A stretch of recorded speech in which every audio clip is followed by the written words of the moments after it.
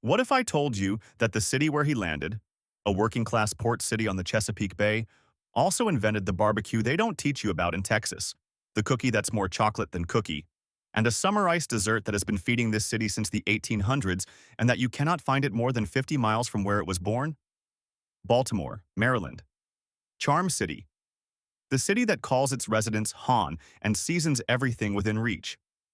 A port city where German bakers and Jewish refugees and Polish steelworkers and African-American street vendors all showed up with their own food traditions and created something the rest of the country has barely discovered yet. 10 foods. One city that's been doing it its own way since before anyone was paying attention. It's November 9th, 1938, Kristallnacht. Mobs across Nazi Germany burned synagogues and Jewish businesses. Gustav Brunn, a spice merchant from Frankfurt, is arrested and sent to Buchenwald concentration camp. After 2 weeks, his wife pays 10,000 marks to bribe the Gestapo for his release. Within a week, the family is on a boat to America. He takes almost nothing with him. He takes his hand-crank spice grinder. The Brunns arrive in Baltimore on December 28, 1938. Gustav lands a job at McCormick and Company, the largest spice manufacturer in America. He lasts 3 days. His son Ralph would later say McCormick fired his father for being Jewish, directing him to go and see the Jewish charities. Brunn doesn't give up. In 1939, he opens the Baltimore Spice Company on the second floor of 26 Marketplace, directly across the street from Baltimore's wholesale fish market. He watches what vendors buy to season crabs and shrimp. He starts experimenting. The result is a blend of 18 spices: celery salt, paprika, mustard, bay leaves, cinnamon, cloves, cardamom, and others never fully disclosed. His son Ralph would later marvel that the most unlikely ingredients, cinnamon, nutmeg, cloves, had nothing to do with crabs at all. Old Bay, he said, was almost an accident. Before Old Bay, steamed crab was absent from Maryland recipe books. Old Bay didn't just season crabs, it invented the ritual of steaming them. In 1990, his family sold the formula to McCormick, the company that had fired him 50 years earlier. Texas has brisket. Kansas City has burnt ends. Baltimore has pit beef. And almost nobody outside of Maryland knows it exists. It's the early 1970s, along Pulaski Highway on Baltimore's blue-collar east side. The steel mills of Sparrows Point are still running. And along Route 40, a stretch of road lined with industrial lots and nightclubs, someone figures something out. You take a top round of beef. You don't marinate it. You don't smoke it for 12 hours. You throw it directly onto scorching charcoal and cook it fast, black and charred on the outside, rare and red-pink on the inside.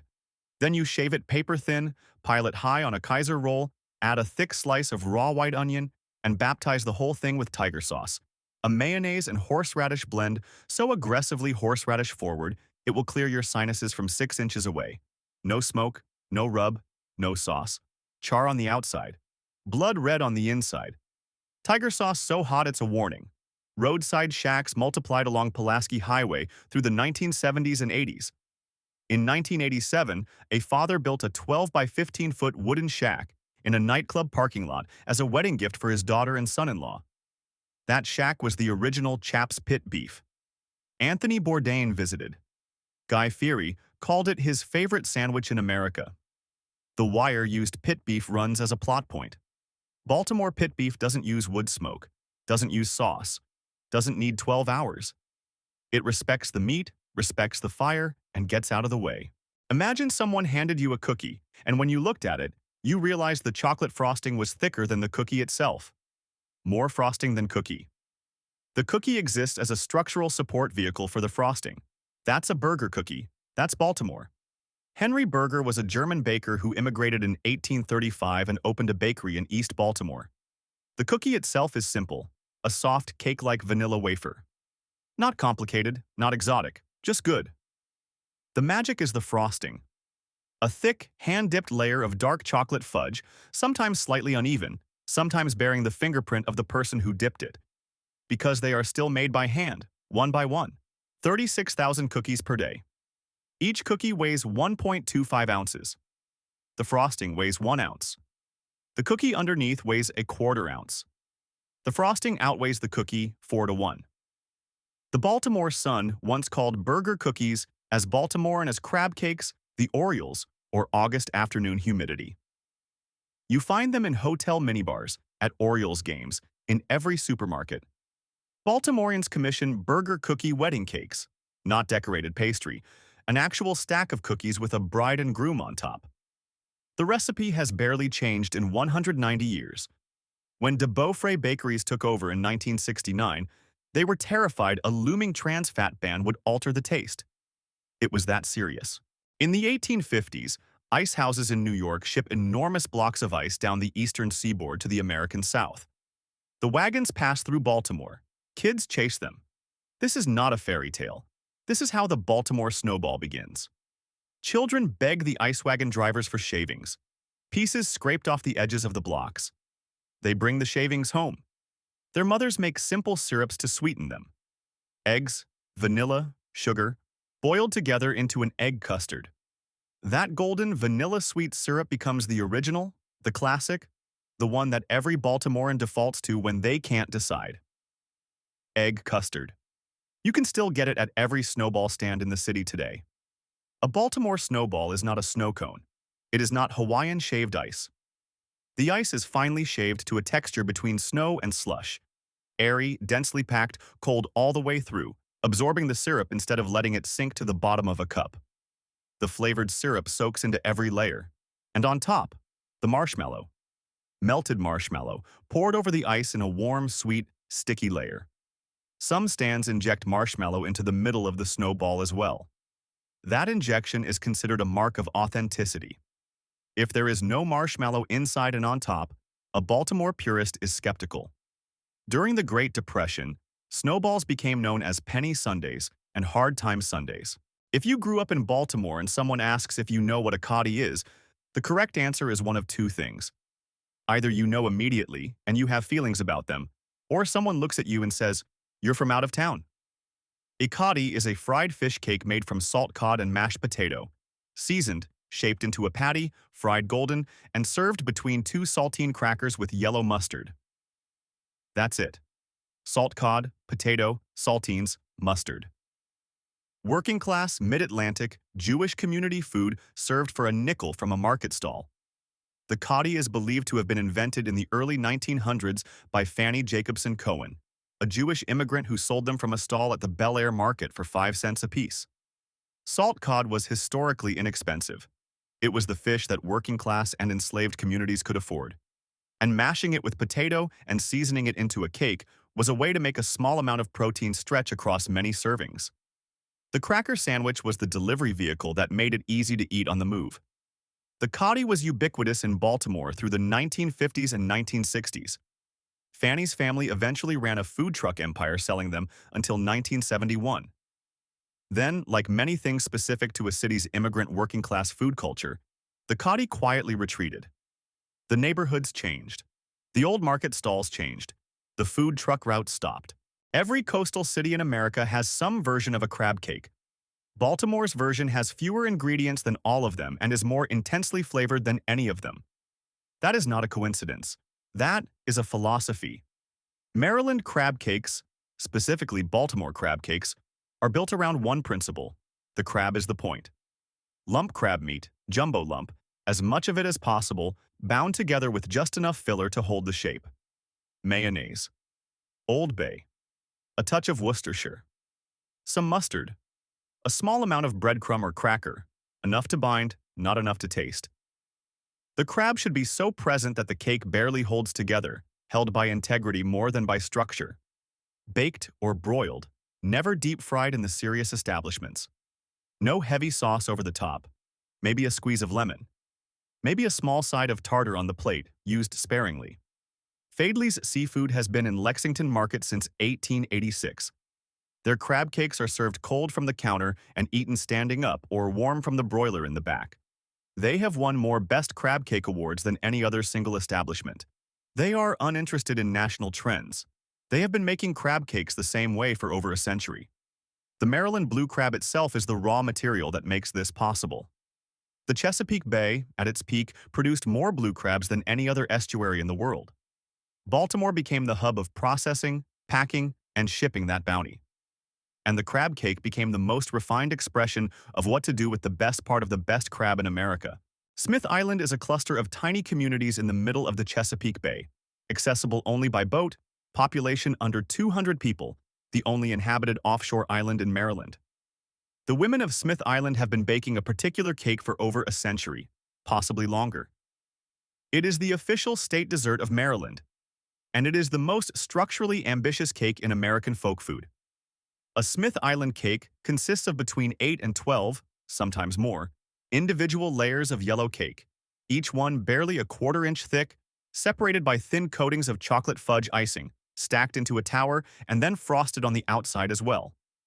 The cross-section looks like a geological formation, like something a geologist would core from the earth to read the strata. It is unmistakable.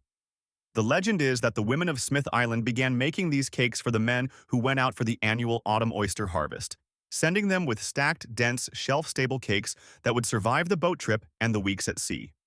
Whether or not that story is precisely true, the cake has been a Smith Island tradition for as long as anyone on the island can remember. In 2008, the Maryland General Assembly officially designated Smith Island cake as the state dessert. Nobody on Smith Island was particularly surprised. They had been making it since long before anyone thought to ask. This one is so specific that even people who know Baltimore food sometimes forget it exists. The lemon stick is not a food. It is a ritual. It is a summer afternoon in 1911 at the Baltimore Flower Mart, repeated every year since. Here is what a lemon stick is. You take a fresh lemon. You slice off one end. You use a skewer to poke a hole through the center from end to end. You insert a soft peppermint stick, the kind that crumbles slightly when you bite it, through the hole, so it functions as a straw. You hold the lemon and squeeze it gently while sipping through the peppermint stick. The citric acid from the lemon juice passes through the peppermint, picking up the mint and sugar as it travels.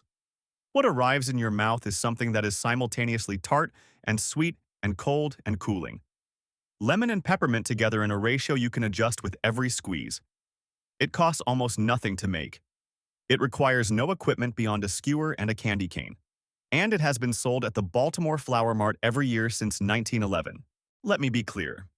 Steamed crabs were not invented in Baltimore.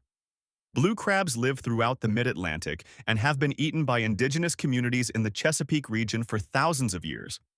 But the ritual of steaming blue crabs, the specific ceremony of it, the layers of Old Bay and beer and steam, the newspaper-covered table, the mallets and pickers, the cold national bohemian beer in a can, the 2 hours of messy communal eating that ends with orange-stained hands. That ritual is Baltimore's.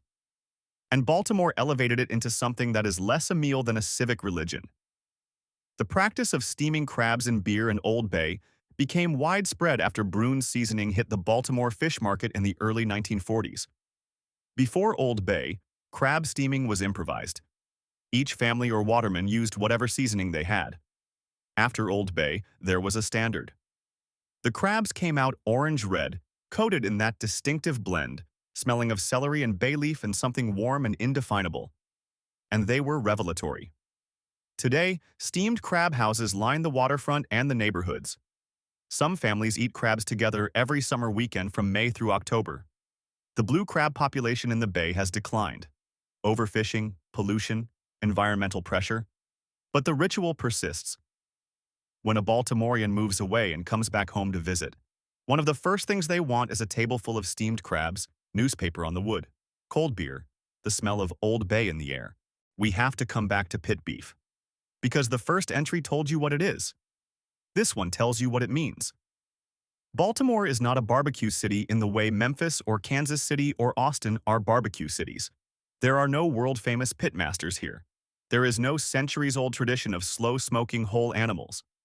What Baltimore has instead is a completely different approach to outdoor cooking that developed independently, from scratch, in the parking lots of nightclubs along a highway that runs past steel mills. No smoke flavor, no 12-hour cook, no dry rub, charcoal heat, high temperature, short time, rare, paper-thin sliced. Tiger sauce. This is the anti-barbecue barbecue. It respects the meat by cooking it as fast as possible. It serves it as rare as the customer will allow. And in Baltimore, the customer usually allows pretty rare. It puts the whole thing on a Kaiser roll and hands it to you in a paper wrapper and expects you to eat it standing up in a parking lot next to your car. Guy Fieri called it his favorite sandwich in America. Anthony Bourdain made the trip to Pulaski Highway to eat it. The Wire used it as shorthand for what working-class Baltimore actually eats. But it has never fully gone national. There is no pit beef chain. There is no franchise. There is no celebrity chef version at a hotel restaurant.